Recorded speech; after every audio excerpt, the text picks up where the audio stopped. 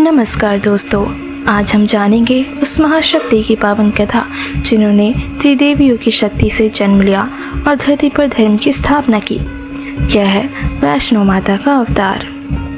बहुत समय पहले की बात है, धरती पर अधर्म, अन्याय और पाप का बोलबाला हो चुका था। राक्षस, तांत्रिक और अहंकारी राजा महाराजा साधु संतों और निर्दोष जनों को सताने लगे थे।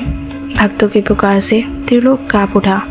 देवता जो स्वयं असहाय हो गए थे, भगवान विष्णु, ब्रह्मा और महेश के पास गए और बोले, हे प्रभु, अब कोई चमत्कार ही इस अंधकार को मिटा सकता है।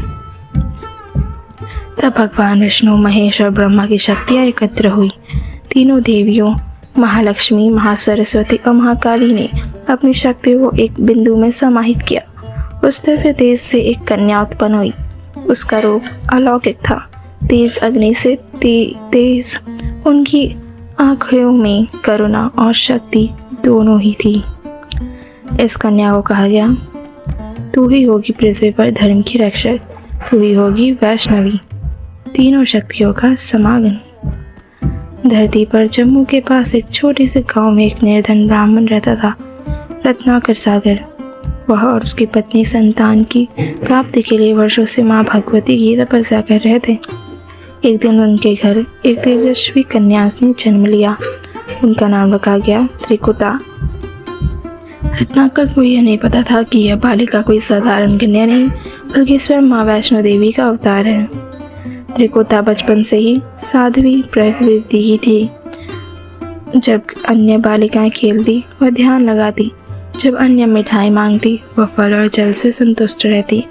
उनकी माँ अक्सर कहती, ये बच्ची अलग है, जैसे इसके भीतर कोई दिव्य आत्मा हो।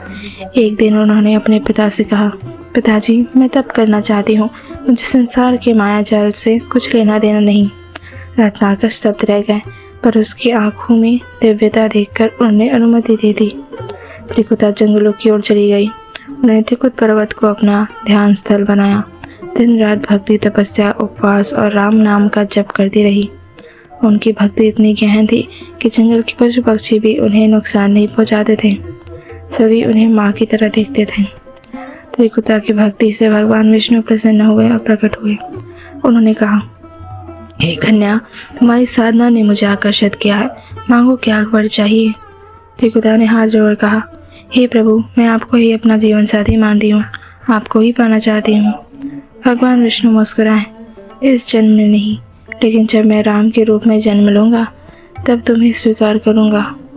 माँ ने स्वीकार कर ब्रह्मचारिणी व्रत ले लिया।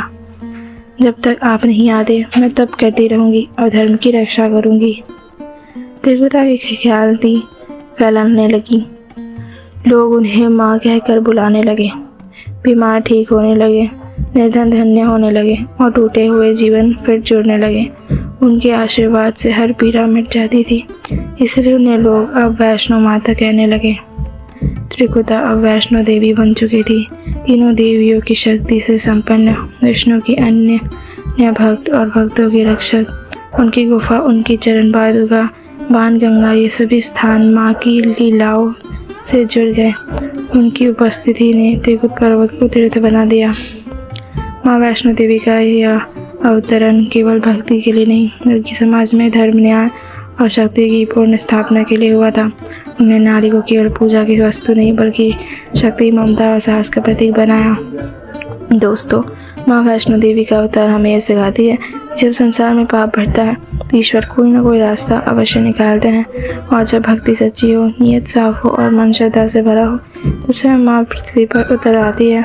आज भी जो माँ को सच्चे मन से पुकारता है उसे उनका आशीर्वाद जरूर मिलता है।